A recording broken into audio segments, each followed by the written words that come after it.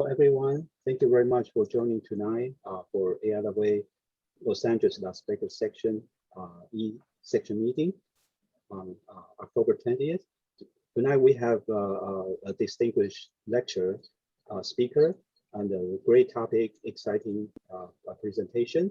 It's like just like one of the attendees mentioned, it's a movie-like experience. So please enjoy. So before that, we have few logistics to go through. Just very quick, and at the same time, we wait for more people to sign in. So this is what we'll do. Okay, so this is our tonight's speaker, and the topic, Dr. David Levy as our main speaker lecture. And just to give a note, tonight is the 2180th lecture he made since his first lecture in the 1960s. Oh, so let's do this.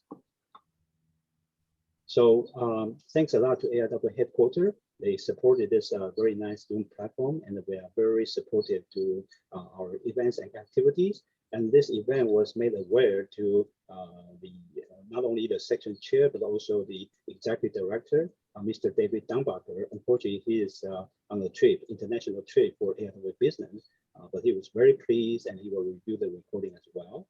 And thanks a lot to the speaker, Dr. Levy. The recording and the podcast are permitted. It will be posted after the event, and all of you will get noted for the link. And if your bandwidth is limited for internet, you are welcome to use the phone line for the audio. Just use the internet for video. Some people feel that help the bandwidth issue. Just a quick word for AIAA. AIAA is a national nonprofit organization. We are in the Western region, and we also have international chapters. Our executive director, as mentioned, is Mr. Dan Dumbacher. Oh, Madhu is here, so let's get him. Professor Thangavelu is saying hello. Okay, so our president is Mr. Basil Hassan, and the section chair is Dr. Jeffrey Poshell, AIAA fellow, race and scientist, chief scientist.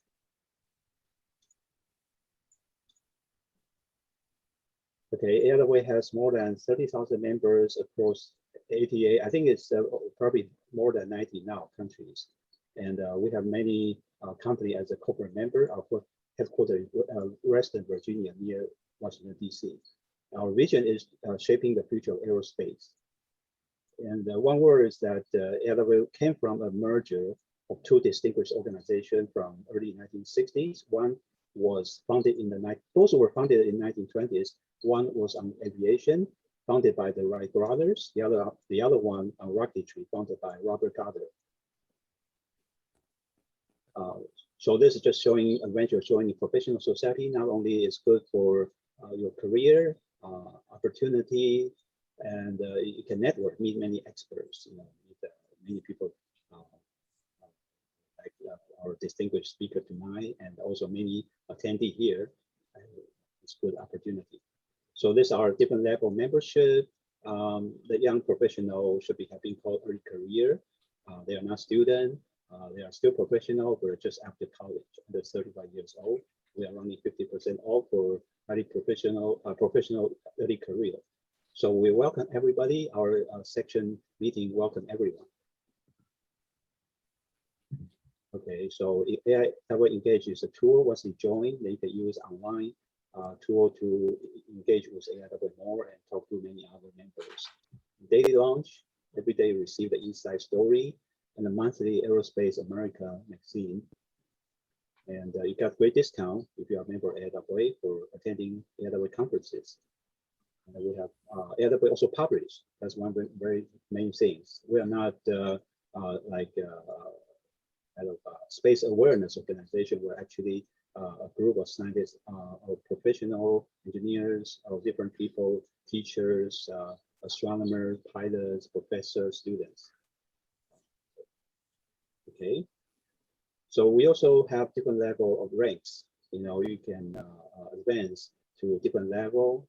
For example, Mr. George Whiteside, Mr. Elon Musk, they are our associate fellow, and our section chair, Jeff Rochelle, and Dr. James Worth, the president of Michael Cousin, and Mr. Steve Izakowicz, president of Aerospace Corporation, and many, many good names. They are our AIAA fellow. And Dr. Bill Gerstenmaier, who recently became a consultant of SpaceX. He was formerly the director of NASA Human Space Flight, is now in the Los Angeles area. He's our honorary fellow. And of course, Miss Queen Shotwell of SpaceX. And with different awards, Guggenheim Awards, and Reed Awards for, you see these just two examples, for F-35 VTOL engine and for the Honda aviation. The AIAA student conference, paper conference, contest, you need to be a student membership and to apply scholarship. And Ascend is coming up next month. It's very big. It covers many aspects of space exploration, from commercial space, government space, in space commerce, those kind of things. Very exciting. We have many national courses as well. We can see at the bottom, we have the former NASA administrator, Sean O'Keefe, Mr. Sean O'Keefe, speaking to us in May. We have 5 major national conferences, forums for AIAA National. So there's a very good opportunity to meet people around the world, from around the world. Southern California is highly blessed, for heavily aerospace heritage and ongoing aerospace activities. Of course, the James, astronomy space telescope, James Space Telescope, is going to be launched December 18. It's made by people from Northrop Grumman here in the South Bay area. And they have Aerospace Corporation. They are leading in planetary defense, astral exploration, and space debris mitigation. Of course, we have SpaceX, Virgin Galactic, Virgin Orbit, JPL. That's just amazing. And also new company, long-term space. And we just got words, some more new company are coming to this area. Just amazing. Then we'll keep doing event like tonight, distinguished lecture. And other event next week is like networking, happy hour. Then we have JPL speaker talking about space debris, and we have the famous event, Gary Powers event talk by the son of the very pilot being shut down in Soviet Union during Cold War, Francis Gary Powers Jr. But this one is in Las Vegas. He spoke to us early last year. We also have newsletter, and you can see actually this cover page, the photo and the article was actually written by our distinguished speaker tonight, Dr. Levy. He wrote the article and provided this amazing photo for Carolyn Shoemaker, who unfortunately left us last month. So this is also a great opportunity. If you want to join us, networking, you can submit your articles and photos or art, those things. And also do STEM outreach, podcasts, YouTube. So tonight our speaker is really, really very special. Is not only we can say it's very knowledgeable and well, I don't want to say famous in that sense, but he's actually very modest person, and very, very, you'll realize it's a very, it's diversity, it's passion, those things. He's arguably one of the most enthusiastic and famous amateur astronomers of our time. Although he has never taken a class in astronomy, he has written over 3 dozen books, and also has written for 3 astronomy magazines, and has appeared on TV programs featured on Discovery and Science channels. Among David's accomplishments are 23 comet discoveries, the most famous being Shoemaker Levy 9 that collided with Jupiter in 1994. A few hundred shared astro discoveries, and an Emmy Award for the documentary 3 Minutes to Impact. 5 honorary doctorates in science and a PhD which combines astronomy and English literature. Currently, he is the editor of the web magazine Skies Up. There's a monthly column, Skyward, in our local Vail, I think it's Arizona, voice paper. He continues to hunt for comets and asteroid. Is an asteroid and comet hunter, and of course lecture worldwide. So remember this lucky number 2,180. That's the number of lecture he gave for tonight. Thank you so much, Dr. Levy. So without further ado, let's welcome. Ken, Yes. I would like to make a quick Go ahead. introductory Actually, you are the intended word for David. More and more, the field of astronomy seems to be dominated by people who are either looking at computers or looking at tapes of things that have happened, and obviously, profusely writing about the subject. But once in a while, you come across a person who spends his nighttime viewing through the eyepiece of a real telescope. And with that, I want to mention here is a very special person who still spends a lot of cold nights opening up the shed of his observatory and looking out deep into the sky. I'm very happy to listen to David today. Welcome, David. Thank you. Hung be the heavens with black, yield day, night, comets, importing changes in times and states, brandish your crystal tresses in the sky. These three lines are actually not mine. These three lines are from Shakespeare, my favorite writer, and they are not buried somewhere in his works. These lines are the opening three lines of one of his very first plays, Henry VI, Part 1. And if there are any doubts as to whether this writer was excited about the night sky, whether he was interested in the night sky, I think these three lines could put those doubts to rest.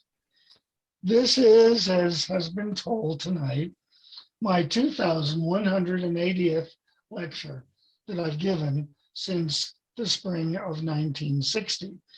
In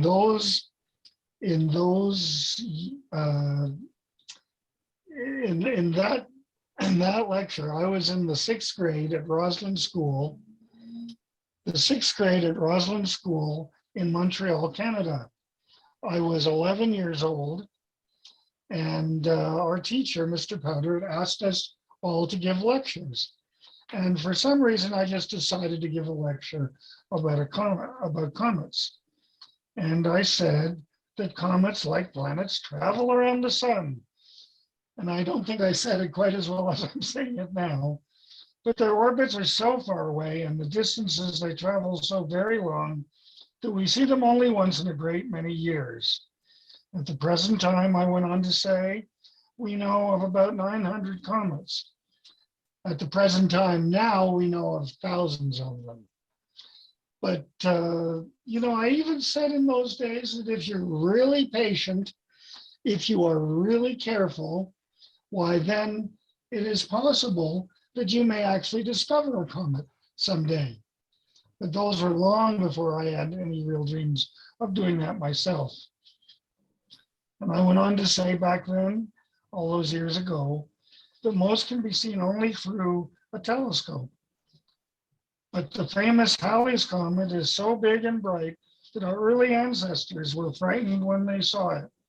The people in the old Akkadian Empire saw Halley's Comet, the Mesopotamian, the ancient Israelites, and were frightened when they saw it.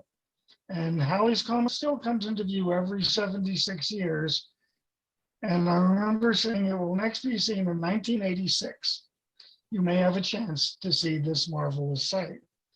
And those of you who are not asleep will know that I'm a little bit behind the times, because 1986 is now as far behind us as it was ahead of us back then in 1960. A couple of months after I gave that lecture, I was riding my bicycle to our graduation, our sixth grade commencement exercise. at Roslyn School. And I made a left turn onto Boulevard. And, you know, I was making the turn a little bit fast, and the bicycle tire hit the curb, and the bicycle stopped. It's cold. I unfortunately did not stop. I went sailing over the bicycle, landed on my shoulder and my arm, broke it, and was just sitting there on the street feeling pretty stupid. Another boy on his way to school came by and said, "Do you need some help?" And I said, "Sure. If you could just walk me to school, and then I'll see the nurse and she will patch me up." And as I got up, there was such a pain in my right arm that I was almost screaming. And I said, "I can't do this." And I pointed over, there was a policeman on the block next. And I said, "Could you please go and get that policeman and tell him that I need his help?" And he ran over and got the policeman. They took me to a hospital. They put a great big cast on me. And that summer I stayed at home recovering from that accident. I spent the time reading. And one of the books that I read was a book that I still have. It's called Our Sun and the Worlds Around It. And I read that book. I read it a second time, read it a third time, and I'm still reading it over and over again. And by the time I finished that book, I had made the decision that I'm going to be an astronomer. I'm going to be studying the night sky. I'm going to be enjoying the sky. That's what I want to do. Even when my father said at dinner time, "David, don't make astronomy the most important thing in your life. Please don't make it the most important thing in your life. You can have your head in the clouds, but keep your feet on the ground." And I said to myself, okay, I won't make it the most important thing in my life. I'll make it the only thing in my life. Dad didn't like that very much.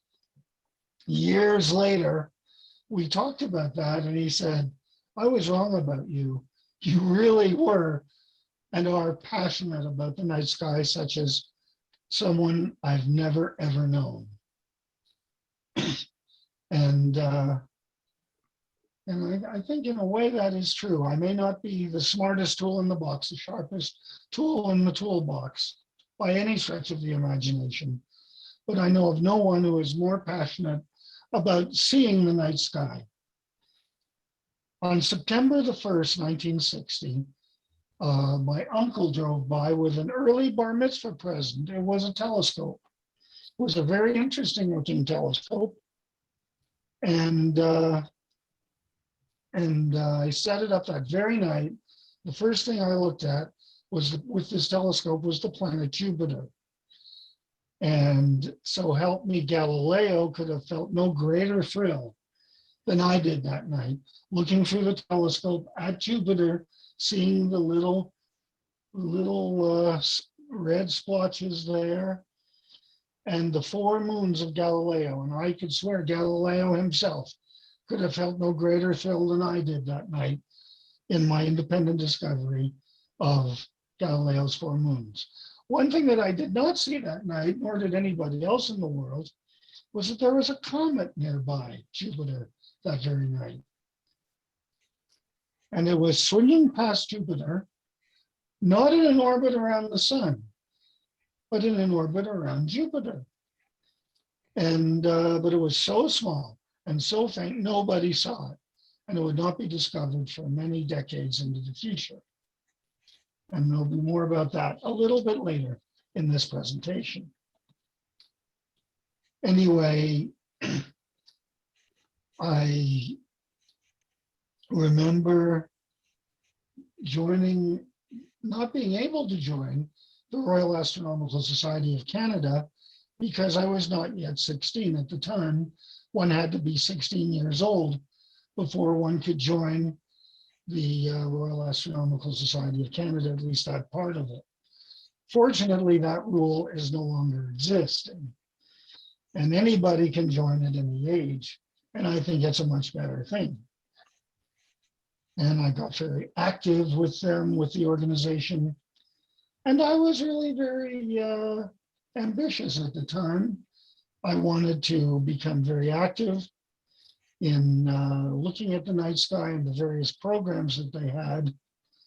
And I remember one day in the fall of 1965, I was walking to high school for our French oral examination. And at the time, one could not graduate from high school, without some knowledge of French. And I knew that the French department was going to ask me, what do you want to do as a career? And I'm walking to school and I'm thinking, what the heck am I going to want to do as a career?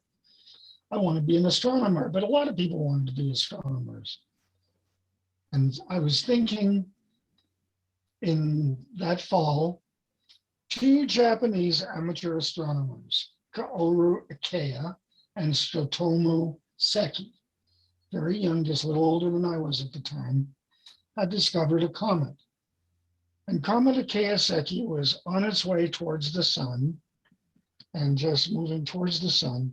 And when it got to the sun, near it, it would make just a grazing past the solar photosphere and could become the comet of the century. It did become the comet of the century. And I think anybody now asking, what was the best comet of the 20th century? I think the answer, hands down, is Comet Ikeya Seki. That was a real comet. That was really, really exciting.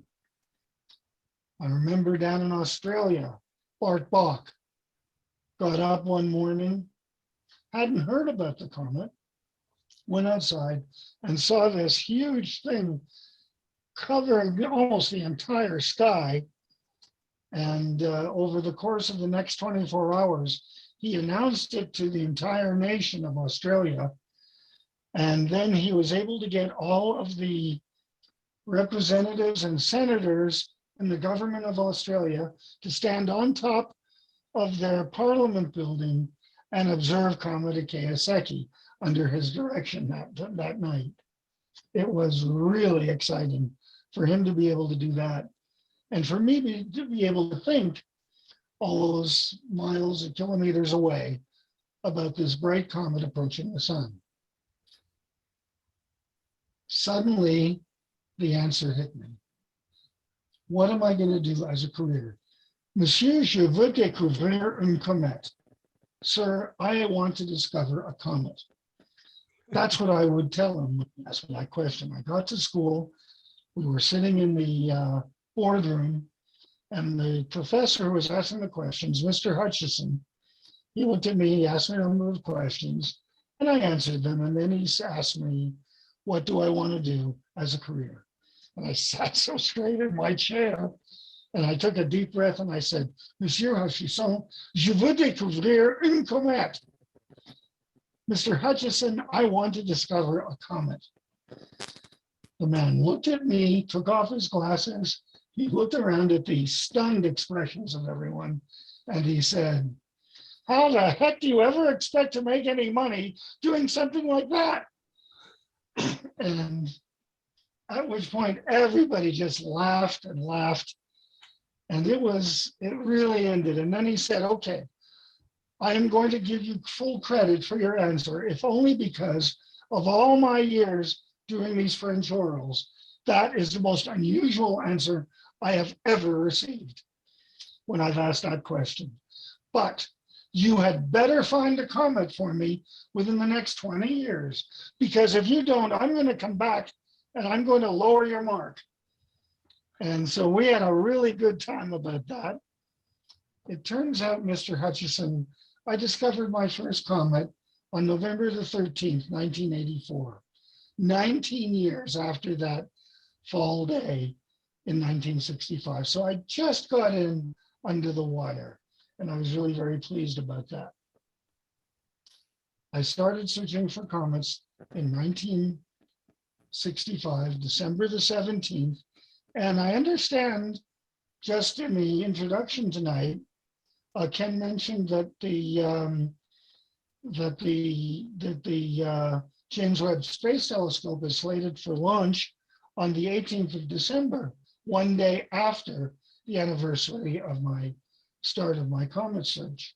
Well, that's kind of interesting. A day late, dollar short, but I think it's going to be fine that they launch it. And I hope, please God, that it does not have any problems like the Hubble did when it was first launched back in 1990. I hope everything works fine, because if it doesn't, there's ain't no way we can go up there and fix it, because it's going to be very, very far away at one of the Lagrangian points, and it will be impossible to retrieve it. So it really has to be working before it leaves, and I hope it does.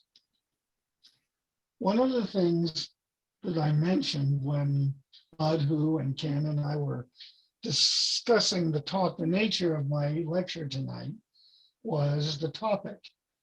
And what I wanted to do is to talk about the two discrete branches of my astronomical life. I have been discussing one of those two branches. And I'll get back to it a little bit later because a lot more happened there. But then there is the other one, which was poetry and English literature in the night sky. I honestly believe that my father would have disinherited me if I did not inherit his love of William Shakespeare.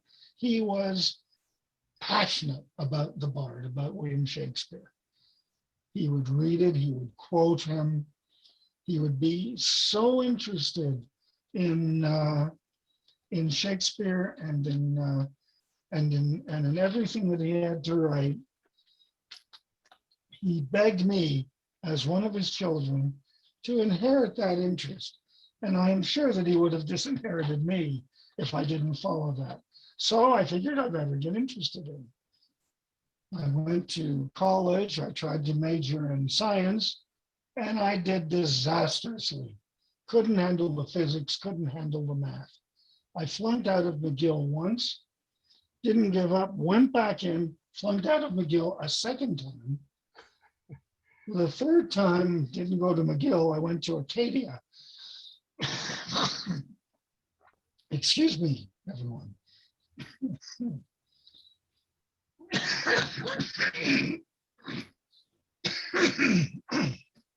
Excuse me, as I take a necessary pause here. I am still an asthmatic, and that'll probably come a little later. But anyway, when I started at Acadia in 1968 now, I decided to major, still in science, but in geology. And I did okay. I got C's or B minuses, but nothing terrific. And I was really very disappointed until I found out that I was getting A's and A minuses in English literature.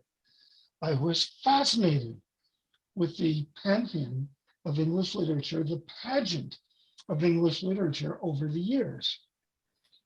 And of course, one of these interests and one of these things that I was trying to do was to see if any of the people who had written poems, written exciting things in English literature, had actually enjoyed the night sky. But I really wasn't into that yet. Astronomy was looking at the stars. Literature was studying poems, prose, and plays. I really went through my entire career at Acadia from 1968 to 1972, getting a degree, an undergraduate degree in English literature, and not having any clue at all about the night sky in English literature. We read Macbeth. And in reading Macbeth, there are a lot of wonderful passages that one can find in that play. But there's one in particular I want to share with you. It is the passage that was written at the point that Lady Macbeth has gone insane, and then she dies, and her ladies in waiting go up to Macbeth himself and they say, "The Queen, my lord, is dead." And you wonder what Macbeth is going to say. And you think of Shakespeare with his pen or with his Word, Microsoft Word 1600 or 1606 or whenever it was. And he's trying to write something appropriate. And he's thinking, how am I going to write something? What am I going to write? What's Macbeth going to say after his wife has just died? And there's a tap on his shoulder. And Shakespeare turns around, and it's God looking at him. And God says, "Well, I got this. Take a break, get a cup of coffee, take your asthma meds. I've got this." And what we read in the next passage is, to me, stunning. I'm going to try to quote it to you from memory right now. And I'm hoping I'm going to get it right. But what I am going to do is I'm going to add 2 words at the end of it. Because I think what Shakespeare is doing here is anticipating by 4 centuries the concept of space and time. He's anticipating general relativity by 4 centuries. Of course, he didn't realize it at the time, but he's writing about it. And he's writing about the inexorable passage of time and thinking about it. And let's all think about it for a minute as I read this. She should have died hereafter. There would have been a time for such a word. Tomorrow and tomorrow and tomorrow creeps in its petty pace from day to day to the last syllable of recorded time, and then is heard no more. Out, out, brief candle, life's but a walking shadow, a poor player that struts and frets his hour upon the stage, and then is heard no more.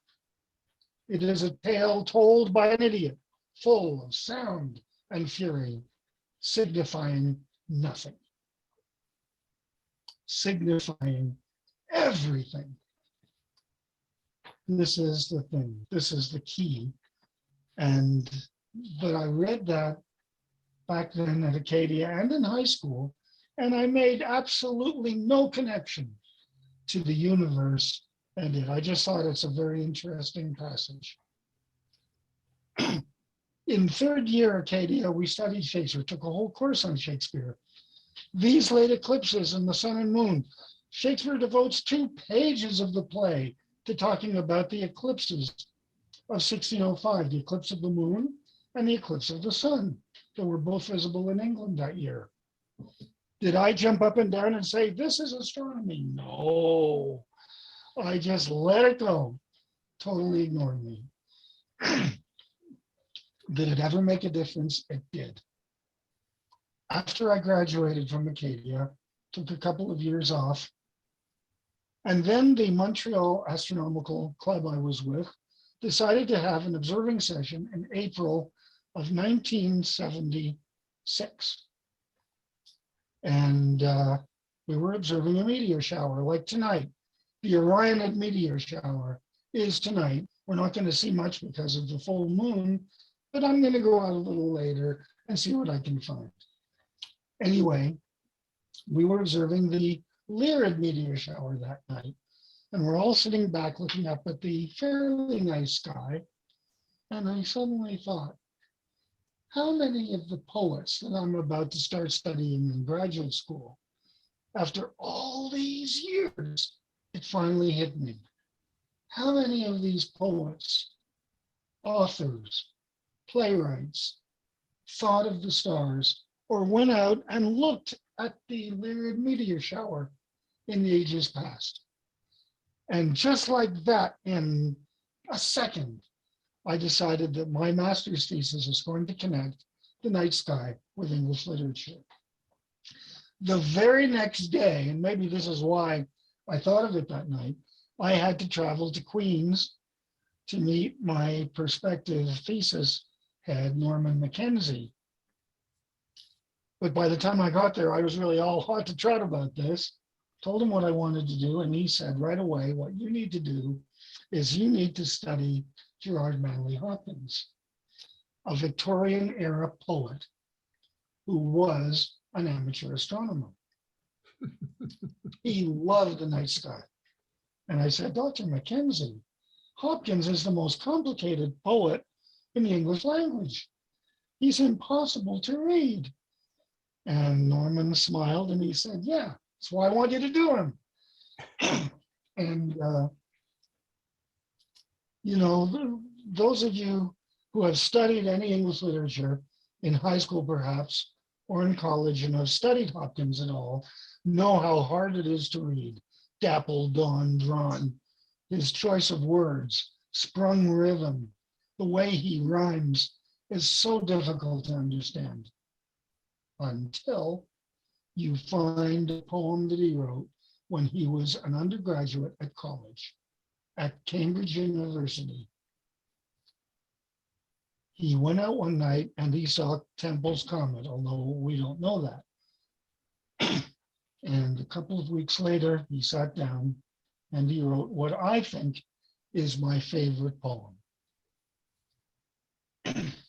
For a man who's written things that are impossible to follow, this is something you should hear. I am like a slip of comet, scarce worth discovery. In some corner seen bridging the slender difference of two stars, come out of space or suddenly engendered by heavy elements, for no one knows. But when she sights the sun, she grows and sizes and spins her skirts out, while her central star shakes its cocooning mists. And so she comes to fields of light. Millions of traveling rays pierce her. She hangs upon the flame-cased sun and sucks the light as full as Gideon's fleece. But then her tether calls her. She falls off, and as she dwindles, sheds her smock of gold amidst the sistering planets, and then goes out into the cavernous dark. So I go out, my little sweet is done. I have drawn heat from this contagious sun. To not ungentle death, now forth I run. Norman Mackenzie gave a lecture years later in which the subject of the comet poem came up, and he said, I have never encountered anyone more simply enthusiastic about a work of English literature than David was about Hopkins and his comet poem. And I think he's right. I really love that. I made it the heart of my master's thesis. Had some difficulties with it because we tried to figure out which comet Hopkins was following, because it couldn't have been just any comet. There were a lot of comets around the time he wrote that. And I decided to find out which one it was. Could it have been Donati's comet in 1857? Big, bright comet. You've all seen pictures of it. Huge. Could it have been the great comet of 1861 that Tennyson actually looked at while he was going past a store one night? Could see the huge comet with its head near the star Capella and its tail stretching all the way to the other end of the sky. Don't think it was that one. Finally, I found a fairly small, untoward comet called Temple Respighi. It was discovered in 1864, and it was written about in the London Times and in the Illustrated London News. And they actually said that on the 5th of August, the comet will be visible with its head near the star Iota Aurigae and its tail stretching towards a nearby star, Beta, in the constellation of Taurus. I'd had it, bridging the slender difference of two stars. I went to Dr. Mackenzie and I said, I've got it. This is the comet. He said, no, it isn't. And I said, it has to be. He said, because the Greek iota would be a much fainter star than the Greek beta, which would be the second of the brightest possible stars. And he said, so you don't have it yet. And I said, Dr. Mackenzie, Iota is a brightest star in the constellation of Auriga. Beta is the second brightest star in Taurus, a different constellation. There are more bright stars in Auriga than there are in Taurus. And it turns out that Beta Tauri is only a fraction of a magnitude dimmer than Iota Aurigae. Dr. Mackenzie said, you're certain about that? And I said, yes. And he said, you got it. That's the comet. That has to be the comet. That has to be the one. And so I went and finished the thesis, and I went on. I went on with my career. I relocated right after that to Arizona, resolving to forget about English literature and concentrate on my first love, the night sky. I thought I would stay in Arizona until I discovered my first comet. And while I was there, about 5 years after I got my degree, this thought entered my head. Why don't you finish what you started, get your doctorate in English literature and the night sky? And I stomped my foot and erased it. I said, forget it, I'm not going to do it. I'm finished with academics. But 5 years later, still doing astronomy, same thing happened, discovered a comet by this time. Idea came, finish what you started. No, I'm not going to do it. Every 5 years, I got the thought, finish what you started, get a degree in English literature at the doctoral level. Then came Shoemaker 89, then came Wendy and my marriage to Wendy, who is here listening, hopefully. And then the thought came to me again. And I told Wendy about it. And she said, oh, that's interesting. And I said, no, it isn't. Because I get this idea every 5 years and I just stomp on it and forget about it. So excuse me while I go out and stomp on this and forget about it. And Wendy pointed at me and she said, before you go stomping, let's think about this. You're not quite as busy now as you were during the impacts of your comet with Jupiter. Maybe it is time to finish what you started. Maybe now is the time. And I listened to the words that she said, and I went along with them. It took me a while to choose a university. How long a while? About 15 seconds. Earlier, Wendy and I had visited the Hebrew University. We were most impressed with it. And I wrote to them and asked them if they'd be interested in leading a dissertation about English literature and the night sky. And there was a person there who said that he would be very interested in doing that, Dr. Lawrence Besserman. And we started and I applied, I got accepted. It took me 10 years before I got my doctorate in 2010 in English literature. It was very difficult because in early 2000, and I think it was in 2006 or 2007, Wendy, that I had my stroke. Well, let's say it was 2006. Anyway, I had finished the first chapter of the thesis and he wrote back, he said, this is wrong, that's wrong, no good. Finished the second chapter of the thesis, he sent back, this is wrong, that is wrong, no good. Then I had my stroke. It was a deep tissue, moderate stroke. The effects were rather subtle. Excuse me just a moment. This is what you do when you get a little bit of asthma, which comes a little later.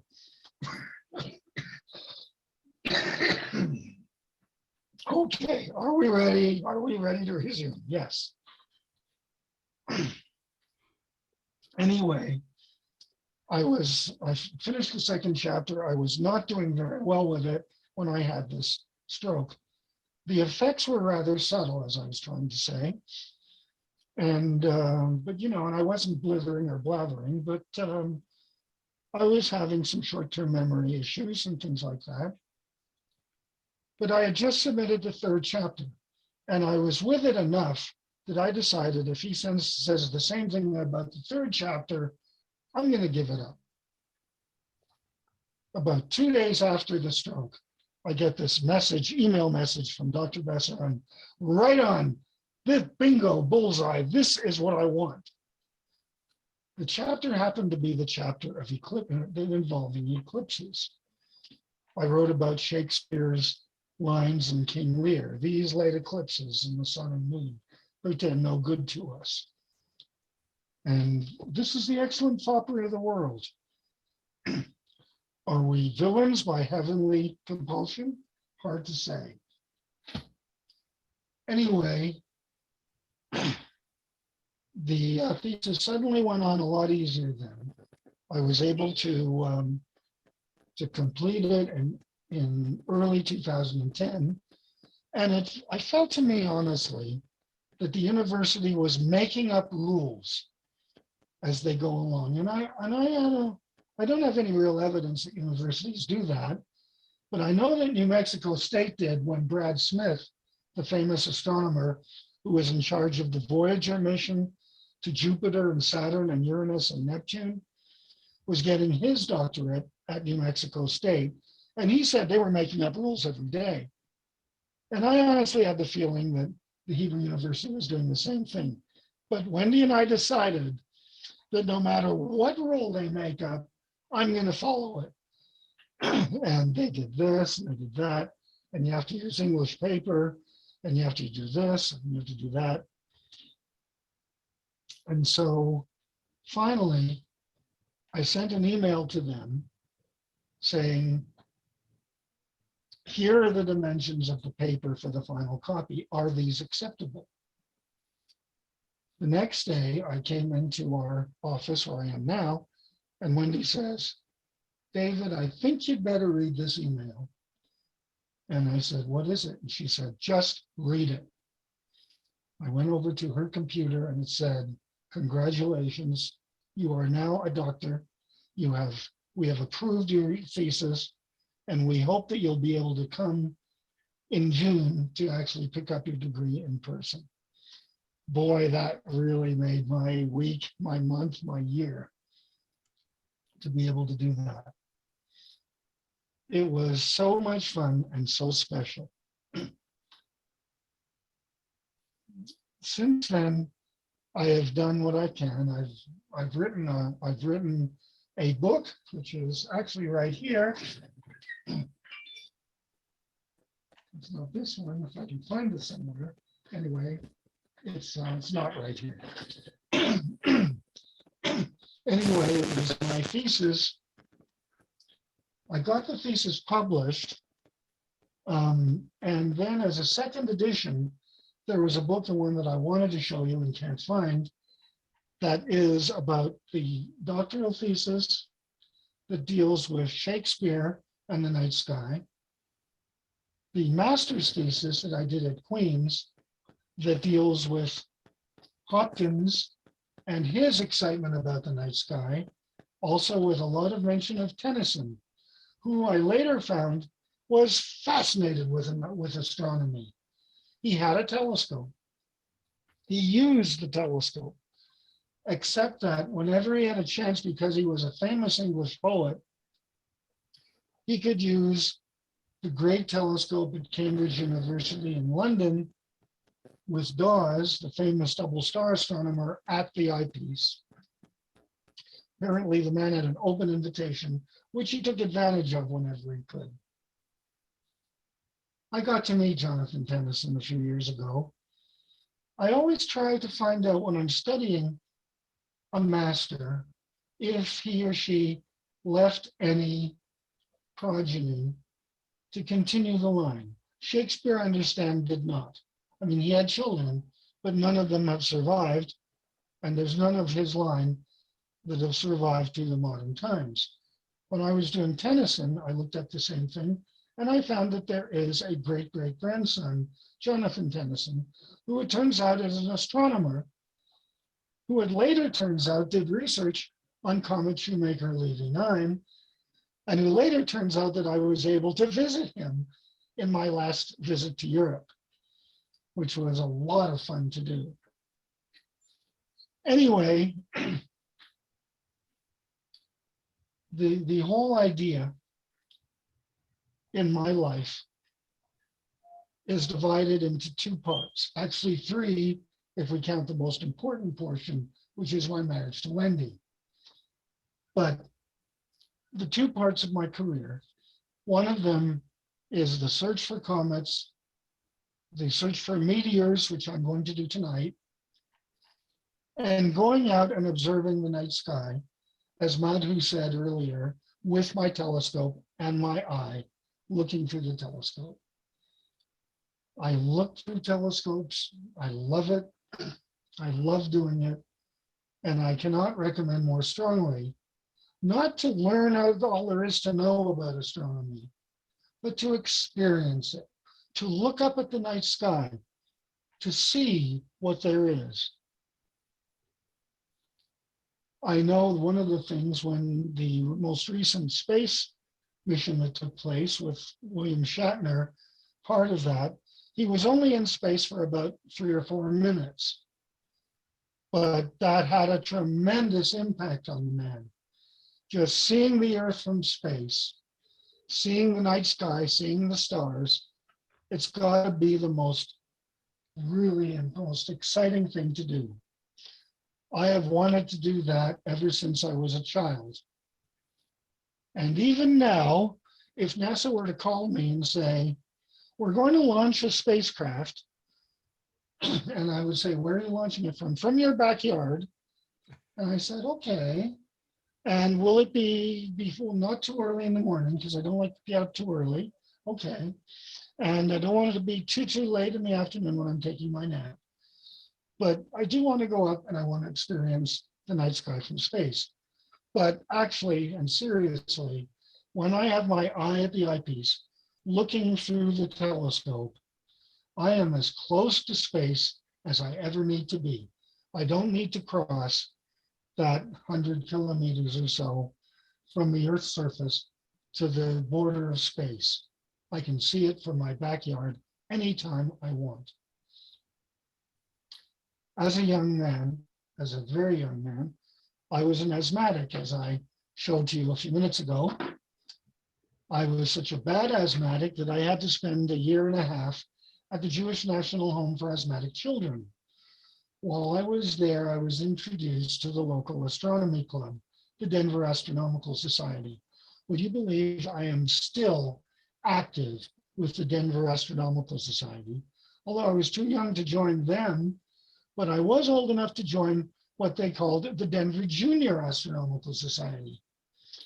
And now what I am trying to do is to get the Denver Junior Astronomical Society going again, going to figure it out, going to get these children, these young people, to go out and look at the night sky and to enjoy the sky. That's what I was doing when I was at the asthma home in Denver. That's what I am doing today and tonight when I am lecturing to you. We're coming to the end of the journey. There were 2 parts to it. The part where I'm looking up at the night sky. That part is the heart of my excitement about the night sky. The other part, the poetry, is the soul of my life, the soul of my interest in the night sky. And I am going to end now with a quotation, and I can hopefully will be able to remember it, is by Ralph Hudson. And in fact, Wendy, if you want to come up, you can say this quote with me. You get to recite it with me, indeed. And this is a poem written by Ralph Hudson, The Song of Honor. If I read the entire thing, it would take weeks and weeks. So how about if I just read the last few lines or just recite them? Because I think they say more than anything else what it means to go out and love the night sky and be as passionate about it as I am and have been. I stood and stared. The sky was lit. The sky was stars all over it. I stood. I knew not why. Without a wish, without a will, I stood upon that silent hill and stared into the sky until my eyes were blind with stars. And still I stared into the sky. Thank you all very much. I managed to do this entire lecture without talking about Shoemaker Levy 9, but I'm glad I did it. We can leave that for the questions. Thank you so much. Very delightful, David. You are the ultimate storyteller. And I've known you for some years, and every time you've excited our curiosity. Did you know Dobson? Did you have a relationship with Dobson? Oh, you bet I did. I first met John Dobson in San Francisco. I was at the Science Center there. Okay. At Golden Gate Park. And there he was with one of his own handmade telescopes looking at the sun. I knew it was him right away, got to meet him. And over the last few decades of his life, we got to be pretty good friends. He stayed here at the house and he's been in this room, and I knew him very well. Very good question. He was still alive during the impact of our comet with Jupiter. So there, I got to talk a little bit about SL9 and Jupiter.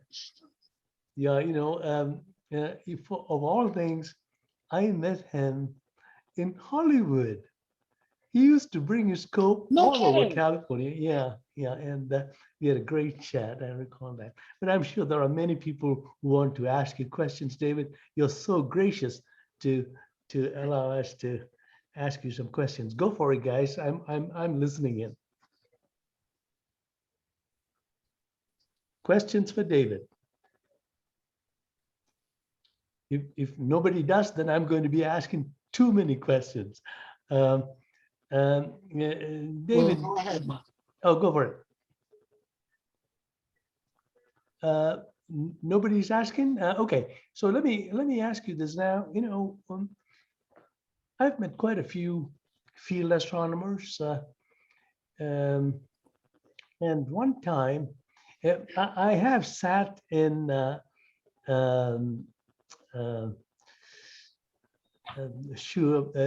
Shoemaker's lectures, and I knew him, but I did not have contact with Carolyn, though I did see her several times, I found Gene Shoemaker's lectures very interesting, particularly in geology, and the breadth of his knowledge and the smoothness of his, the way he carried the theme. But anyway, so you don't want to tell us anything about Shoemaker Levy 9? There are a couple of stories after the impacts. I knew that he had been invited to come to a National Science Teachers Association meeting, as had I. And I remember getting up that morning, taking the elevator down to the lobby, getting out of the elevator, turning left and seeing this man sitting all by himself next to the elevator, looking awfully lonely. And that was Gene Shoemaker. And I just quietly went and sat down next to him, didn't say anything. He looks at me and he says, God, am I glad to see you. Saw a face that I know. And this was quite often.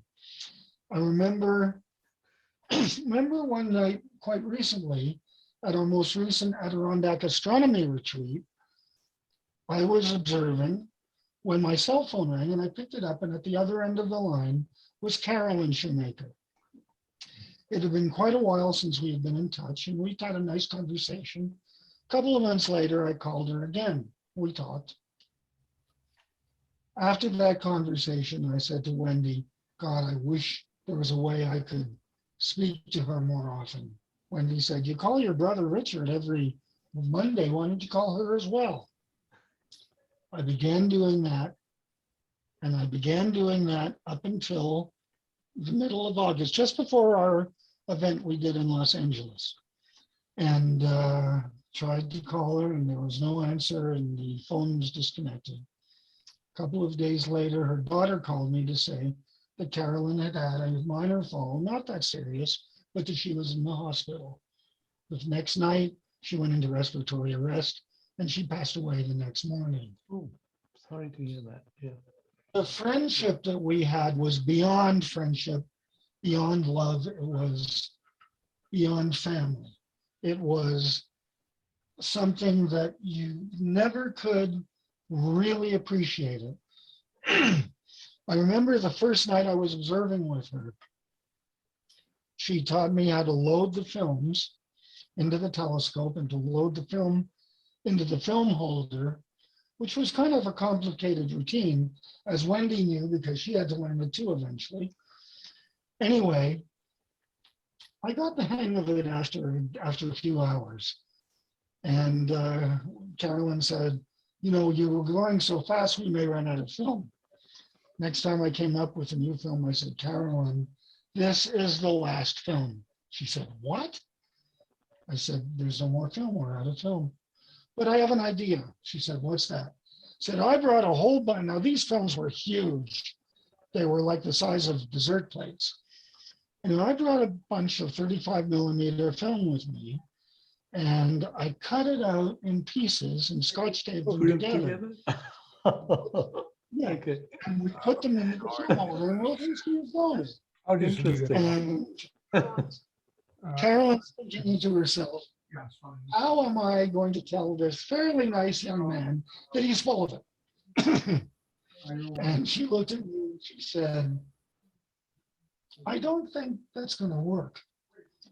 And I said, oh yeah, I stretched it a little bit. I said, you have a big piece of scissors, you just cut it, you Scotch tape it, you develop it, you sort of put them together again after you take it out of the fixer, and you're done. And she said, David, I have this uncomfortable feeling that I've just been had. And I said, Carolyn, I believe you have that feeling because you've just been had. And with that sentence, our friendship was assured. And we just, Carolyn always believed that if something isn't fun, whether it's science or anything else, it isn't worth doing. And she often remembers that the nights that she spent at Palomar were about the most fun things that she ever did. And we really made it so much fun. Even on the Saturdays when things weren't going great, they were fun, they were enjoyable. And I remember one of those nights, I know that there are questions now, I just wanted to finish this. But on one of those nights, I remember looking up at the night sky, it was pretty cloudy. And Jean said, David, every time we slap a film into that camera, it costs us $4. We don't have the money to observe on a night that's cloudy. And I said, well, $4 isn't that much. And then Jean said, that's for American dollars, David, not that Canadian monopoly money you have. Anyway, but Carolyn said, you know, it is kind of clearing up a little bit. And so Jean said, let's do it. And the very next photograph we took was the first of the two discovery pictures of Comet Shoemaker-Levy 9. And now that's the end of the very long answer to your question. I think Are there any other? I think we all want you with some photographic plates, because you'll surely find the next guy. You'll find the next discovery. But that's a good one. Any other questions for our great poet? Yes, I think John and Jamie has questions. Okay, go for it. John Fay. Dr. Levy, does your being an astronomer give you any special appreciation for Psalm 19 from the Bible? Oh, Heavens you declare bet it God. does. You bet it does. The heavens declare the glory of God. Day unto day yieldeth speech. Night unto night yieldeth knowledge. Did you remember they added an extra line? So long as the sky is clear. That's a good one. That's a good one. That's a good question. Thank you. One thing I would read to Paul when he was young is the canticle to the sun and the moon by Saint Francis of Assisi. And I would read this to him often. And then one day, he must have been 3 at that time. Our bed faced a large window, and it was facing eastwards, and the moon would come up, David. And so one day, I told him, "Hey, Paul, look, the moon, the half moon is coming up." And he goes, these are some of his first thoughts. He goes, "Oh." And I said, "What happened?" "Oh, I think our moon needs a battery." And it's wonderful that the night sky is special, David, and all of us treasure it, even though we don't talk about it. And I think I recall a lecture from who was it who discovered the first pulsar? I forget her name right now. Jocelyn Bell Burnell. Yes. Jocelyn Bell was talking, so I had to listen to her. And she began her lecture by saying, "Don't you notice when things change in the sky?" And it's true, very little changes is enough for us to say there's something happening. And even today, I look at the sky often, and I sometimes post pictures. Right now we have a moon coming up, and Jupiter is really shining bright up there. And so I took some pictures not too long ago. Tell us more about your routine. What do you do during your regular ritual to get out and view? Well, the advantage is that I have an observatory that is about 100 meters away from our house. So Wendy never thinks that I'm going out to get drunk at a bar or something, and I'm just 100 meters away from our house with the telescope. Yes. And what did you say, sweetie? It's more like 50 minutes, very, very close. And it's just going out, setting up the telescope, looking and seeing what there is. Tonight it'll be looking at meteors, and just trying to be one with the night sky. But I think Jamie has had his hand up for some time, and I'd like to give him a chance to. Jamie. Yes, my name is actually Steve. My wife's name is on the computer. Her name is Jamie, so I guess this is her computer I'm using, I guess. But my question is, what is your favorite? Tell us about the telescope that you use when you go out to look at the night sky. What's your favorite type of device to use, and what is your favorite object to view besides comets? Thank you so much for asking that. I have a number of telescopes out there. And they're all named because I believe the telescopes are people too. The first one that I've ever had, which has now been donated to the Linda Hall Library of Science in Kansas City, is named Echo. And after the satellite that was launched the same year I got that telescope. The one that I use most often now is Eureka. And Eureka is a 12-inch diameter open tubed reflector. And I just love that telescope. I love the images that it gives. And when I'm looking at something, a galaxy, a cluster, Jupiter, anything like that, I just try to get an eyeful of what it is and let the photons from the planet that have been traveling through space for hours, or the distant galaxy whose photons have been traveling through space for 2 or 3 million years or more. I just try to let them fill my eye and give me an experience. All the telescopes that I have are named, every one of them. And I also like to think that after an observing session, and I'm inside and in bed, that the telescopes kind of have a conversation among themselves. What did David want to look at tonight? Why was he unhappy about this? Why does he like the way you show him an object better than the way I show him an object? These are just little thoughts that I have. And which leads me to the end part of your question, which is my favorite object, which is Jupiter.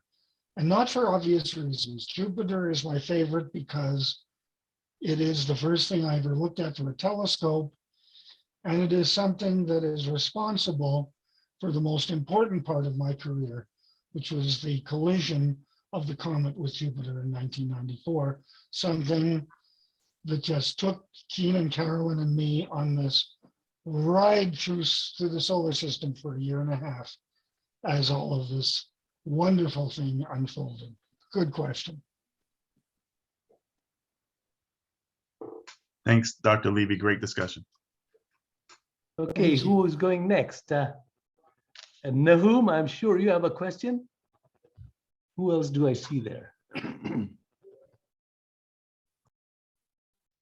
Yeah, have you tried to? Oh, now go ahead. Dr. Menefee, you are unmuted. Well, we have a message here that says that he's looking forward to my book. Excuse me, we have a book out, keeping it a pretty good secret. It is the same title as the lecture title tonight, A Nightwatchman's Journey, which is my life story, which has been published by the Royal Astronomical Society of Canada. You can get it from them. You can also get it on the web from a store called Starizona, www.starizona.com. And you can get the book from them. And I'm also working on a book for young readers right now. And in a way, this is my wife's favorite because it is based on a book I wrote when I was 10. The original was not astronomical at all. It was about our pet beagle. And about 1 year ago, I decided to do a second edition of that book.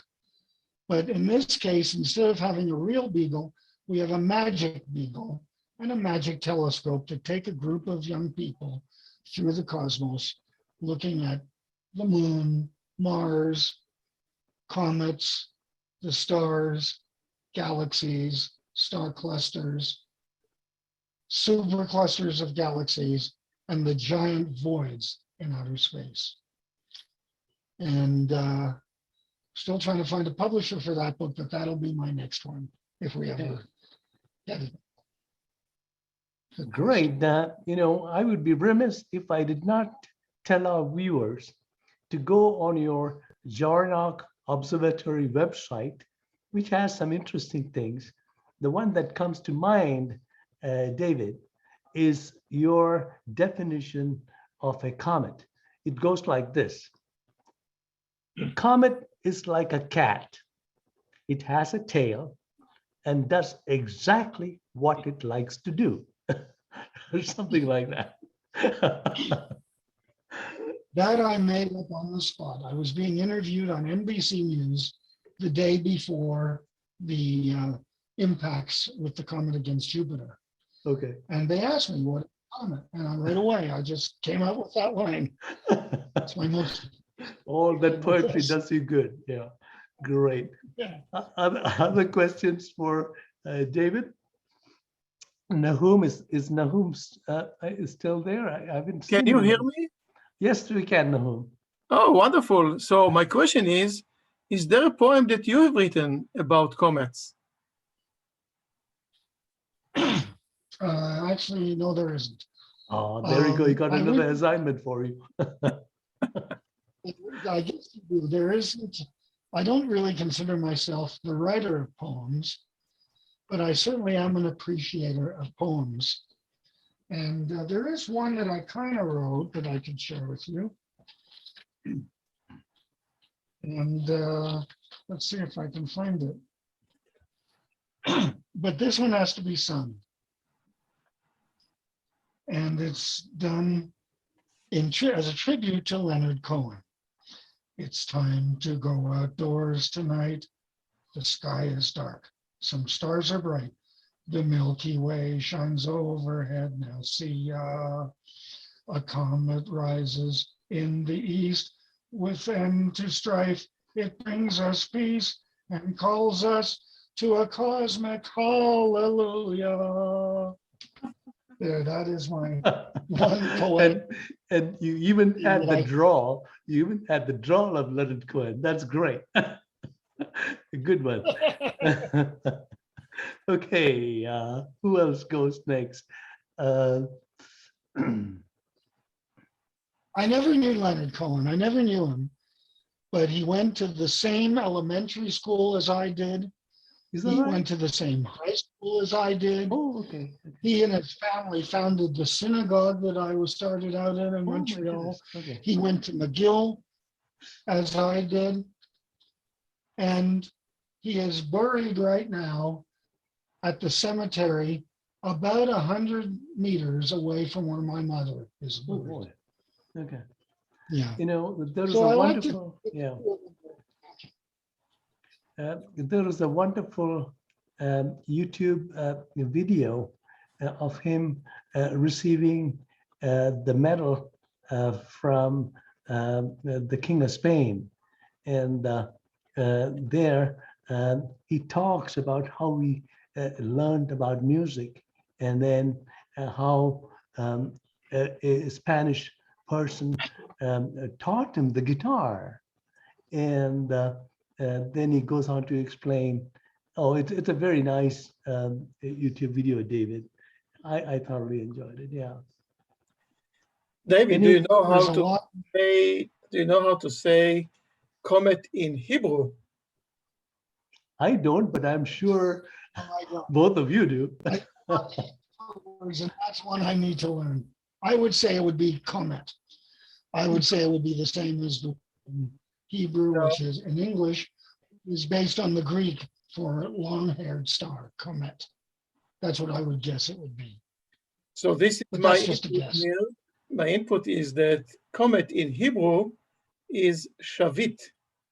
Oh, okay. Shavit.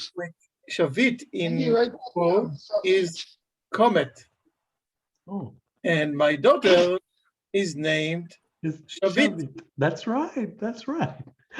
So we have a comet Oh, all the time. Oh, that's you have good. one all the time, and you have taught me something.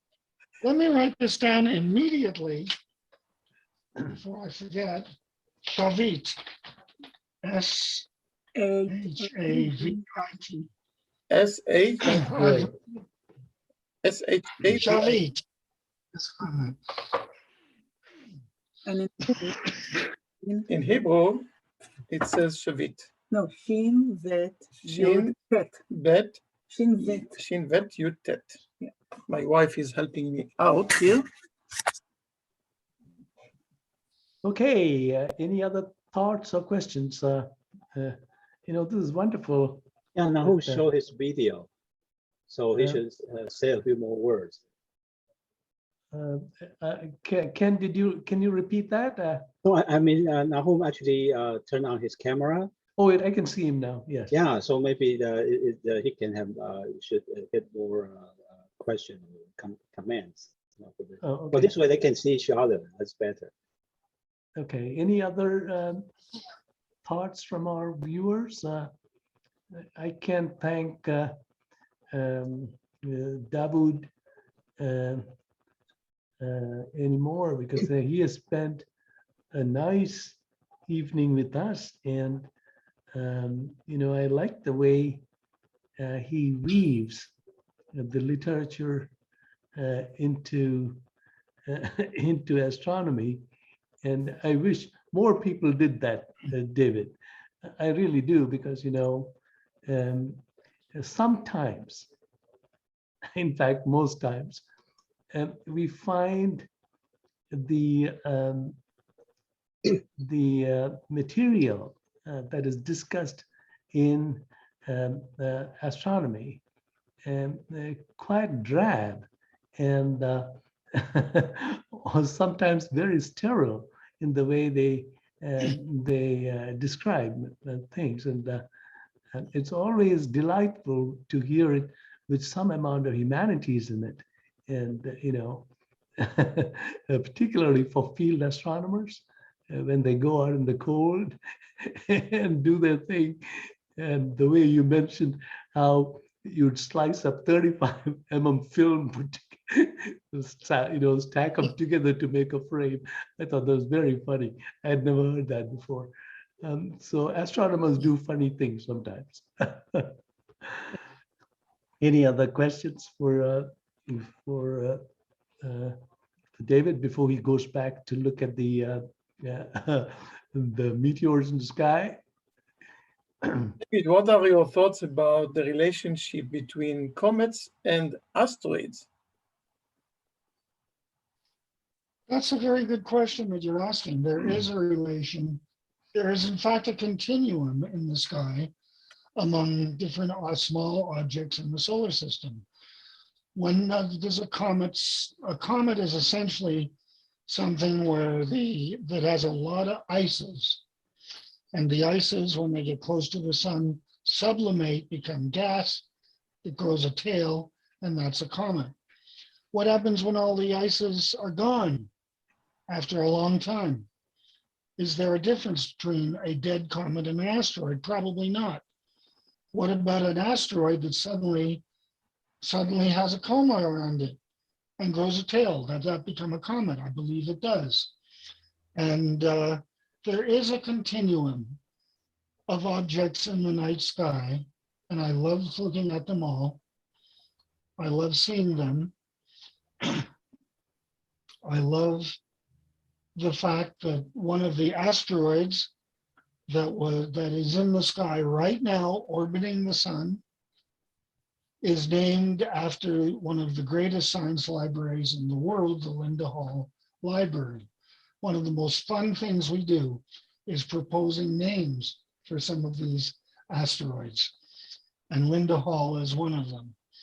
And so it's just so interesting that we can do a whole bunch of things.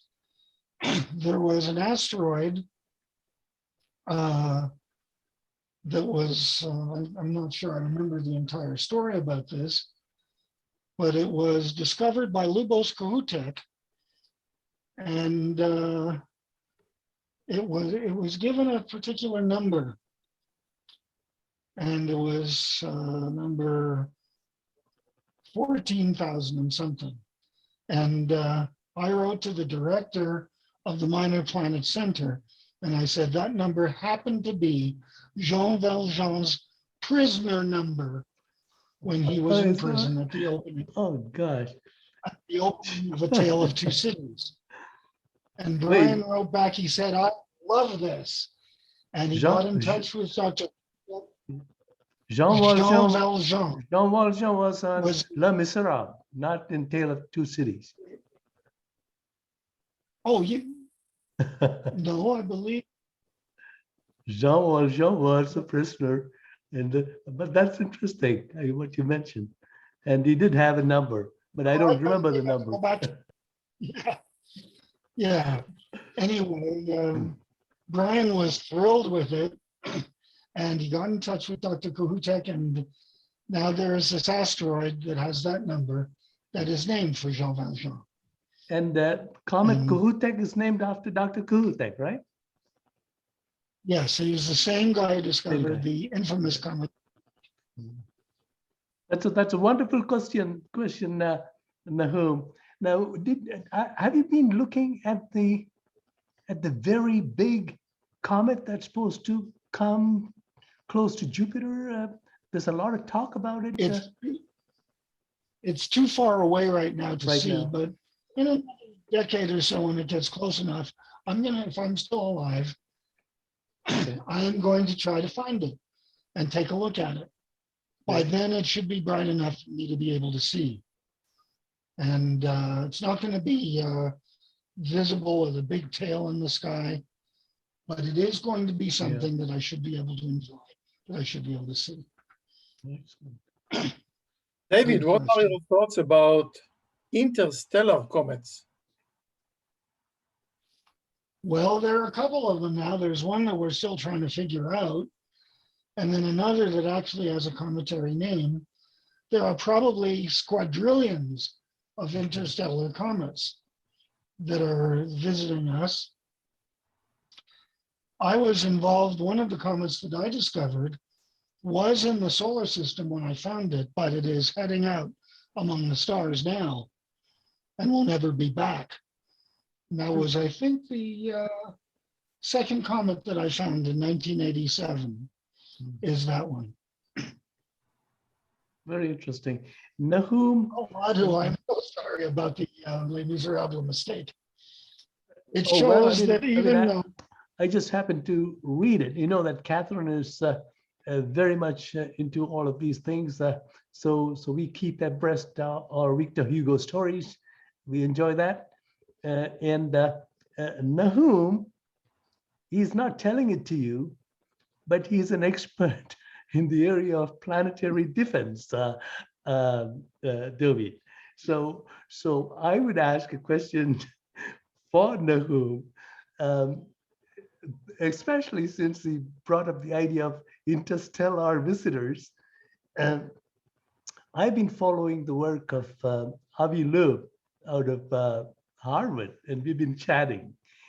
And he's been making quite a big Waves. waves in the field by suggesting some very interesting, intriguing, to say the least, ideas about interstellar visitors. What I remember, Nahum, is that when I sat in one of Gene Shoemaker's talks, he mentioned that we are moving extremely fast through our Milky Way galaxy, in revolution, and once in a while we would intercept clouds of materials that can cause a shower of interstellar materials, including objects. Have you heard more about that, David? yes, I have. The galaxy rotates in 225 million years, turns around on its axis. And the Earth itself is part of that motion. But as it rotates, different parts of the galaxy interrupt the motion of the Earth. We're in a fairly peaceful time, but every little while, we get into one of the more populated arms of the galaxy that might interfere with us and might bring us some things that might not necessarily collide with us, but things that could get close. We might intercept a cluster of interstellar comets someday that might brighten the sky for several decades or several years. Yeah. Also, we have the fact that in about 3 billion years from now, and I intend to be alive then, and so are you, the Andromeda Galaxy, and this is a pretty well-known fact, the Andromeda Galaxy is coming in the going way, to yeah. collide with us. Yeah. And Okay. and it's going to have a tremendous impact. Our galaxy will merge with the Andromeda Galaxy, become a giant elliptical galaxy. Our solar system will go shooting across near the center of that at some point during the collision process. But it's happening. It's actually started. The gravitational pull of our galaxy and the Andromeda Galaxy are bringing the two of them together as we speak. Yes, yes. Excellent. Any other thoughts from any of our viewers? Ken has his microphone on. Ken, did you want to ask something? Oh, if you ask me, actually immediately have two questions. One is, why is Shoemaker Levy 9? So does that mean they have 10, 11, 15, or why is 9 not 8? Then the second question is, the Shoemaker Levy, comet break up. Did all the parts hit Jupiter, or did some part actually not hitting, didn't hit the Jupiter? Those are very good questions. The first one is that Shoemaker Levy 9 is a tribute to an older way of naming comets. It used to be that if we found a comet that was periodical, that it would go around the sun in periods of less than 200 years, it would be given a periodic designation. And if the same discoverer or discoverers found more than one, it would be given a number, so that if we found as a team 2 of these periodic comets, the second one would be Shoemaker Levy 2. SL9 was the ninth periodical comet that our team discovered. In addition to that, we found a whole number of comets that are not numbered. Those are not considered periodic comets. They come by, they go out to the edge of the solar system, to the Oort cloud or the Kuiper belt, and then come back in hundreds or thousands of years, and those are not given numbers.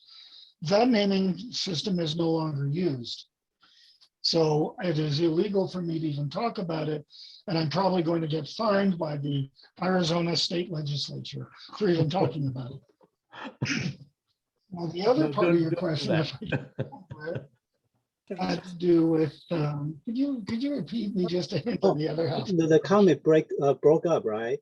So we saw the picture, the parts hitting Jupiter, but is any part missing? When they broke up, different part, any part missing, or all the parts hit Jupiter at the time? I am certain that some of the smaller things at the edge of the trails did not collide with Jupiter. All of the 21 major fragments that the comet divided into on July the 7th, 1992, collided with Jupiter, every one of them. But some of the specks of dust that go way, way out into the dust train probably missed. And in fact, in August of 1994, I was part of a team with another telescope that was looking for some of those small impacts that might have taken place. Weather skunked us, so we weren't able to see any, but it's possible that some of the tiny parts did not collide. But essentially, the big pieces all did. Good question, very good question. Both questions, I thought. Yeah, I kind of been thinking about, because Nahum is here, this, if it's something, if the asteroid, he's an expert and leader in this asteroid defense, planetary defense. So this actually poses some kind of risk, right? Nahum, if something broke up, and you have to decide which one hit, has higher risk, then you have to mitigate the risk and defend those that will have more imminent danger, threats. Yeah, If Shoemaker were alive, If Shoemaker were alive, he would say it's a question of risk versus consequence. The Exactly. chances that we're going to get clobbered by a comet or an asteroid are almost negligible. They are less than the chances of you or me dying in an airplane crash tomorrow. However, the consequence, if an object does hit us, or even as explodes as an airburst, are enormous. One of the questions that was asked of Carolyn Shoemaker by a children's program was, what if the pieces of Shoemaker-Levy 9 collided with the Earth? Carolyn looked at the camera and said, we would all die. The interviewer said, Carolyn, this is a children's program. We have to be a little more careful with our answer. And she asked the question again, and Carolyn said, we would be very uncomfortable. It would be a very bad day. That's right. It would be a very bad day.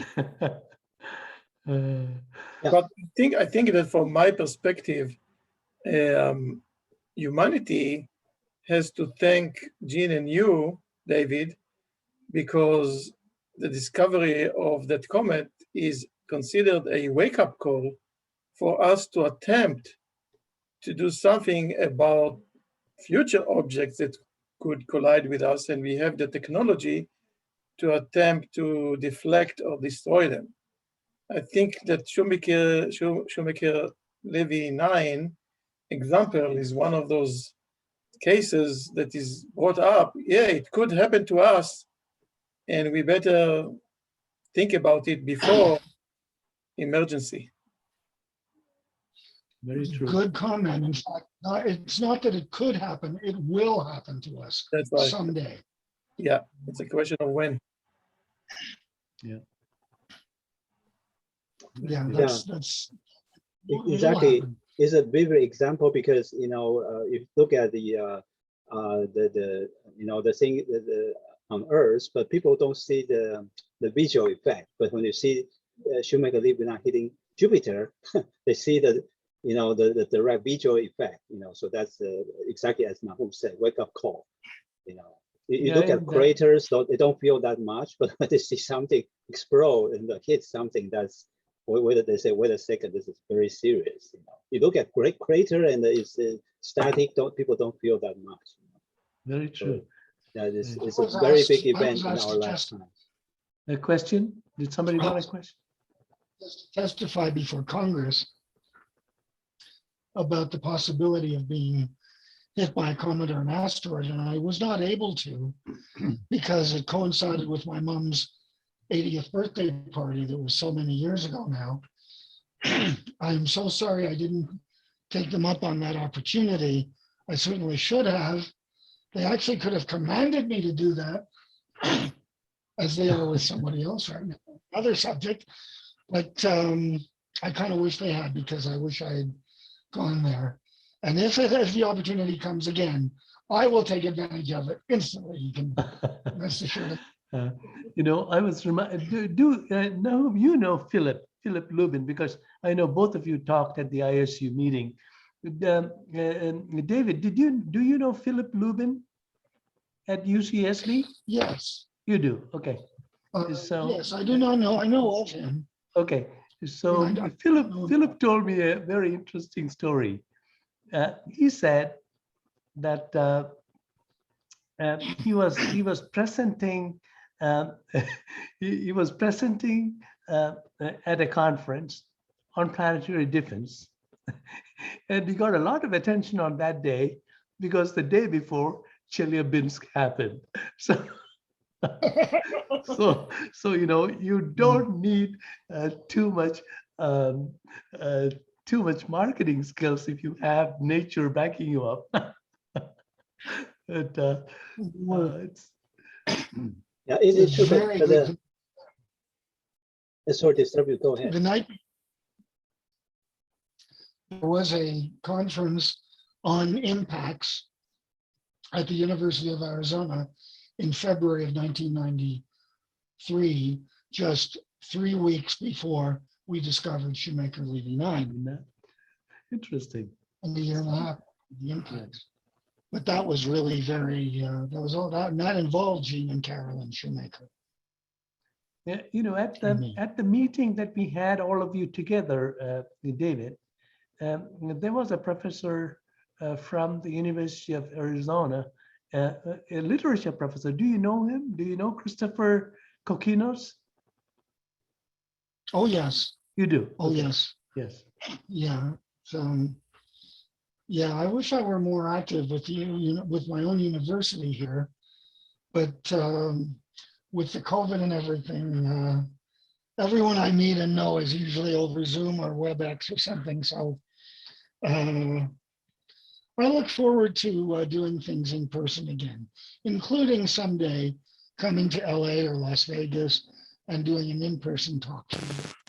Oh, We're happy to arrange. You and Wendy, we are ready. Maybe look for because the venue issue I mentioned earlier. Maybe early next year we can do something after the pandemic get a little Deal. ease. I would love to do that. Yeah, yeah. And then I could show that. Yeah, and Madhu, I want to mention, you mentioned Tunguska, right?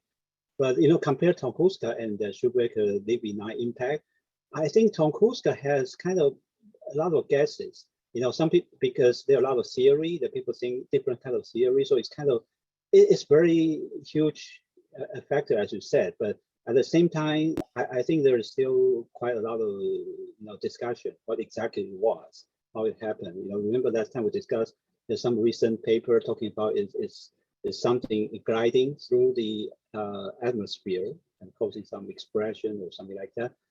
But Shoemaker Levy is more direct, visually direct. You know, that explaining why it is a big issue. And when you talk about Tunguska, these days people say it's a comet, asteroid, and some even talking about it's flying saucer explosion. So it's kind of but it's still it's a very vivid on Earth, but at the same time it's the Shoemaker Levy 9 in our lifetime. Tunguska 1908. It's been a while. This Shoemaker is really in our lifetime the best example. Yeah, and then talking about it. Yeah, I do Yeah. have then like Dr. Levy mentioned about the poetry and the astronomer. I think great astronomer generally probably have the heart of the poet. This the Halley's Comet, the discoverer of the Halley's Comet, was she a poet as well, or he was much into? I think he was a little bit after Shakespeare. Halley was in Halley? the Royal Society. He was he was not the president at any time, but he was definitely a scientist with a lot of publications to his credit. He Yeah. was, and also, of course, he did not discover the comet that bears his name, but he did something even more important than discover it. He calculated its orbit, and he realized that the comets that appeared every 75 or 76 years that he predicted were the same comet.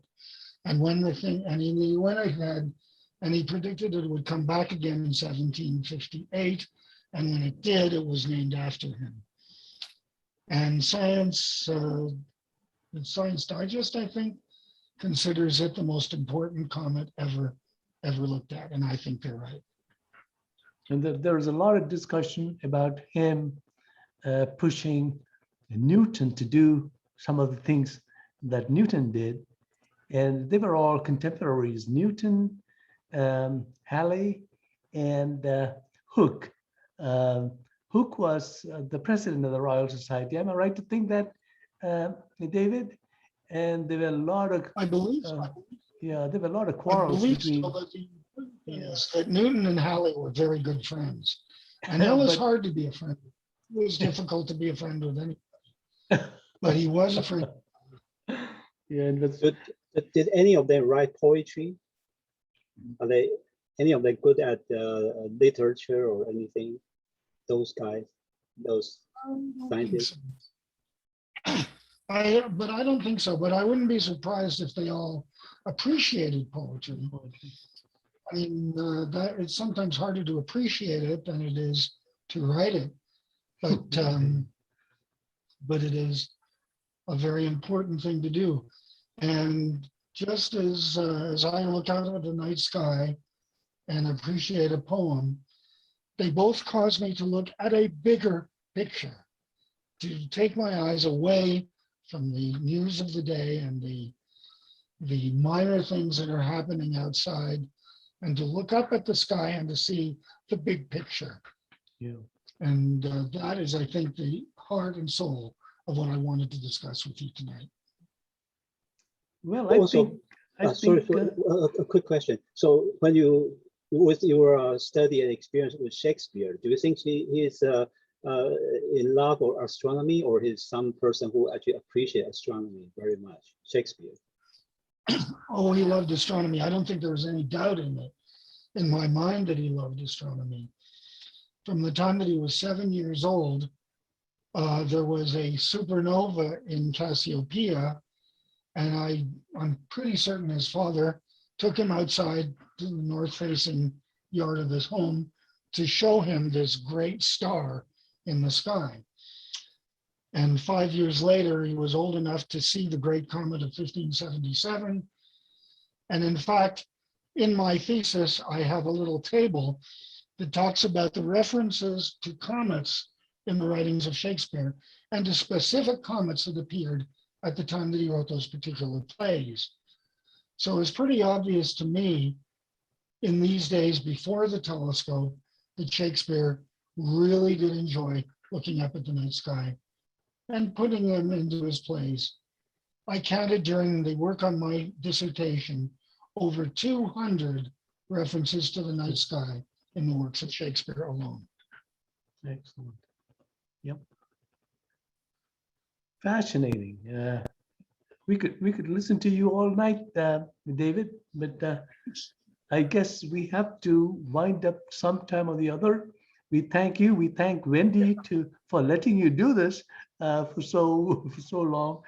And if there are no more questions, Ken, we can wind up. Am I right to think that?